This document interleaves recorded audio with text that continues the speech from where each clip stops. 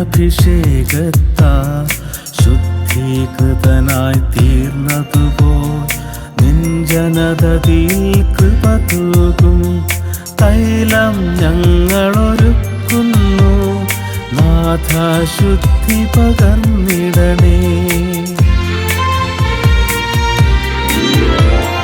കർത്താവേ നിൻ റൂഹായേ പാവനമീ ബലിവേദികയെ സദയമയച്ചരുളിയിടണമേ.